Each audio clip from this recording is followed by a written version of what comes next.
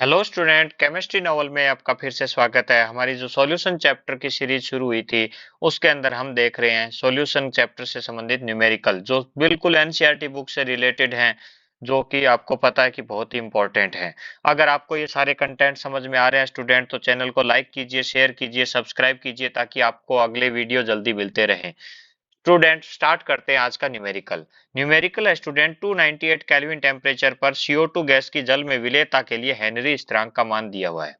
इतने पास्कल है student. 500 ml soda जल 2.5 एटीएम दाब पर बंद किया गया है और 298 केल्विन ताप पर घुली हुई CO2 की मात्रा की गणना करनी है स्टूडेंट।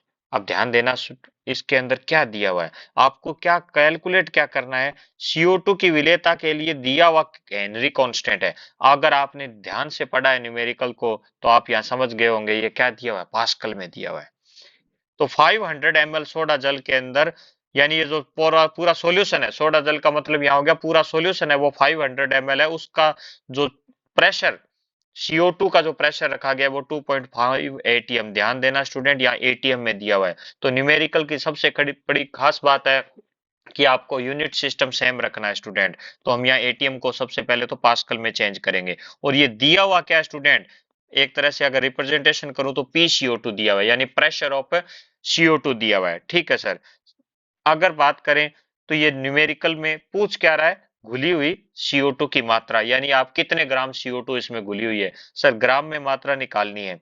तो ये न्यूमेरिकल किस पर बेस्ड है स्टूडेंट, दिया हुआ स्पष्ट रूप से हेनरी लॉ कांस्टेंट है, जो हेनरी के नियम पर है। हेनरी का नियम क्या कहता है स्टूडेंट, को जो प्रेशर होगा उस गैस का द्वारा लगाया गया उस द्रव के ऊपर जो प्रेशर होगा वो उसके मोल फ्रैक्शन के क्या होता है स्टूडेंट, समानुपाती होता है, प्रिपोर्शनल होता है। तो स्टार्ट करते हैं न्यूमेरिकल को। इस न्यूमेरिकल में सबसे पहली बात तो आपको क्या दिया हुआ है स्टूडेंट, वो भी ध्यान रखना है। आपके अंदर आपको दिया हुआ है PCO2।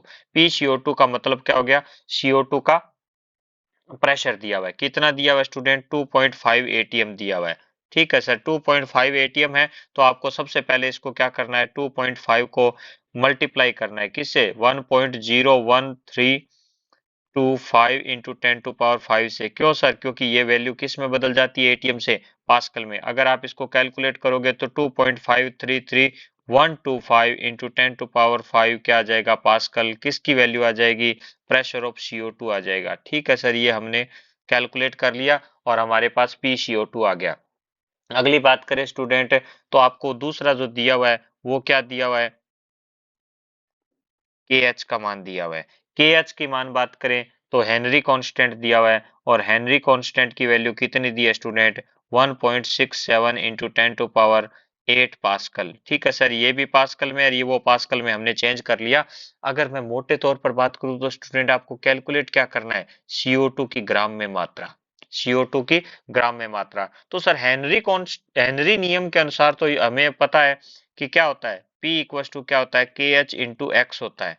आप पढ़ चुके हो, वरना थ्योरी में पढ़ा है आपने, वरना थ्योरी के वीडियो देख लीजिए स्टूडेंट, वहां पर आपको पूरा डिस्क्रिप्शन इसका मिल जाएगा।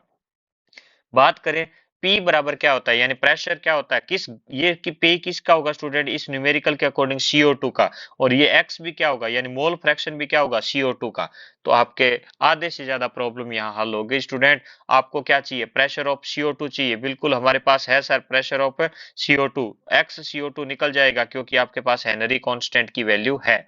तो अगर हम वैल्यू को पुट करते हैं इसके अंदर स्टूडेंट, तो X CO2 का मतलब क्या है, यहाँ CO2 के मोल फ्रैक्शन क्या हो जाएगा, pressure of CO2, pressure of CO2 upon KH, यानी हेनरी कांस्टेंट। अगर हम वैल्यू पुट करें इसके अंदर, कितना है वैल्यू स्टूडेंट, PCO2 के वैल्यू हमने कैलकुलेट की थी 2.5333125 इंटू 10⁵ पास्कल, और हेनरी कांस्टेंट की वैल्यू क्या थी स्टूडेंट, 1.67 इंटू 10⁸ पास्कल।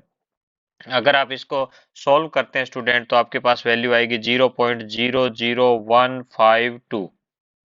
सर इसकी यूनिट नहीं लिखी तो स्टूडेंट, मोल फ्रैक्शन की कोई यूनिट नहीं होती है। बिल्कुल सर, याद आ गया हमें कि मोल फ्रैक्शन है वो यूनिट लेस क्वांटिटी है। तो ये आ गया आपके पास CO2 के मोल बिन। यहाँ मतलब क्या है स्टूडेंट, इसका समझना, इसका मतलब हो गया कि जो विलियन है, जो भी विलियन है, विलियन में क्या है, एक तो H2 और एक क्या है, CO2 है। ये दोनों जब आपस में मिले हुए हैं तो टोटल मोल जो इनके हैं इस विलियन में, उसमें से CO2 के मोल कितने, इतने हैं स्टूडेंट, टोटल में से उसका फ्रैक्शन इतना है, उसका भिन्न इतना है। तो अब हमें कैलकुलेट क्या करना है, WCO2, अगर CO2 की ग्राम में मात्रा, लेकिन आप ये जानते हो स्टूडेंट क्या होता है, एक्स CO2 का अगर अपने फॉर्मूला लिखें, यानी CO2 के मोल फ्रैक्शन का फॉर्मूला लिखें, तो आप जानते हो क्या होता है, CO2 के mole upon total mole, solution के टोटल मोल। सॉल्यूशन में है क्या स्टूडेंट, एक तो आपके पास है CO2 है, एक क्या है, H2 है। ठीक है सर, अब हमें यहाँ से NCO2 यानी CO2 के मोल फ्रैक्शन कैलकुलेट कर पाएंगे, लेकिन स्टूडेंट यहाँ एक दिक्कत है। क्या दिक्कत है, दो अननोन राशियां हैं आपके पास। तो याद करो स्टूडेंट, जब हमने गैस की सॉल्युबिलिटी पढ़ी थी लिक्विड के अंदर, गैस की जो सॉल्युबिलिटी है, गैस की जल में जो विलेयता है, वो क्या होती है स्टूडेंट, बहुत ही कम होती है। क्या होती है स्टूडेंट, बहुत ही कम होती है। तो यहाँ हम क्या कर सकते हैं, यहाँ जो NCO2 का मान है, NCO2 मतलब CO2 के मोल हैं, वो बहुत ही कम है, किससे, H2O से। तो हम क्या कर सकते हैं स्टूडेंट, CO2 और H2O दोनों की वैल्यू को हम क्या कर सकते हैं, किसके बराबर मान सकते हैं, यानी CO2 की वैल्यू को हम एडिशन में यहाँ क्या कर सकते हैं, छोड़ सकते हैं स्टूडेंट।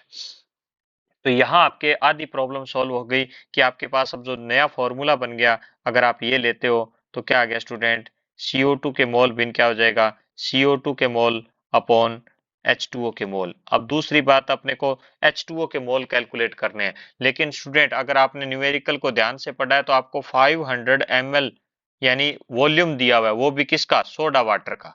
हाँ सर, ये तो पढ़ा था, सोडा वाटर का दिया हुआ था। सोडा वाटर में स्टूडेंट CO2 और H2O दोनों आते हैं, बिल्कुल सर, ये तो दोनों आ गए। अगर दोनों आ गए स्टूडेंट, तब आपको तो क्या लेना है, H2O की मात्रा लेनी है। अगर आपको NH2O यानी H2O के मोल ज्ञात करने हैं, तो आपको क्या चाहिए, H2O की ग्राम में मात्रा बटा मोलिकुलर वेट यानी अणु भार चाहिए। तो सर H2O, अगर हमने यहाँ CO2 की मात्रा, हमने जैसे यहाँ पढ़ा था कि CO2 बहुत ही कम डिजोल्व होती है, तो ये 500 ml हम किसका मानेंगे, H2O का ही मानेंगे। मानना पड़ेगा स्टूडेंट, एज्यूम करना पड़ेगा इस चीज को, क्योंकि यहाँ NCO2 को हमने क्या माना है, नेग्लिजिबल।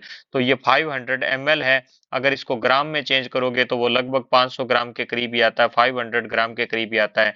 तो यहाँ से NH2 आप कैलकुलेट कर सकते हो, कितना आ जाएगा, यानी H2O के मोल फ्रैक्शन आप, सॉरी मोल ज्ञात कर लोगे, क्या हो जाएगा, कितने हो जाएंगे स्टूडेंट, 18 क्या होता है, 18 क्या होता है, मोलिकुलर वेट होता है। तो H2O का मान कितना आ गया आपके पास, 27.78, 27.78 मोल आ जाएंगे स्टूडेंट, किसके, पानी के, आपके पास H2O के मोल आ गए। तो अब हमारी प्रॉब्लम सॉल्व होगी स्टूडेंट। हमारे पास फॉर्मूला क्या है, XCO2 इक्वल टू क्या है, NH2O मतलब, सॉरी NCO2, NCO2, CO2 के मोल अपॉन NH2O, H2O के मोल। अब आप CO2 की वैल्यू क्या, XCO2 की वैल्यू कैलकुलेट कर चुके हो, कितनी होती है, कितनी आई थी स्टूडेंट, 0.00152, और यहाँ से CO2 के मोल कैलकुलेट हो जाएंगे, इसके कितने आए थे, 27.78। अगर आप इसको कैलकुलेट करते हो स्टूडेंट,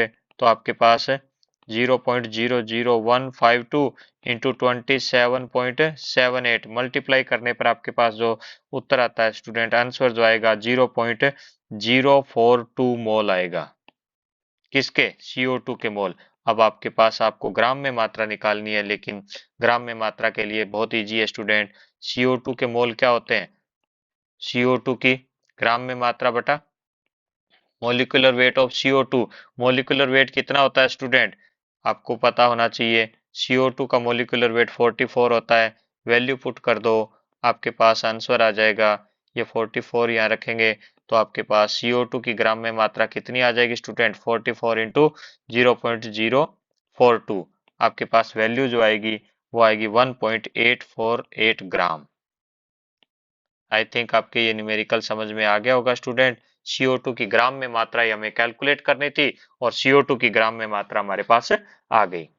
तो अगले वीडियो में, अगले लेक्चर में आपके पास नेक्स्ट न्यूमेरिकल लेकर के आता हूँ। Thank you student.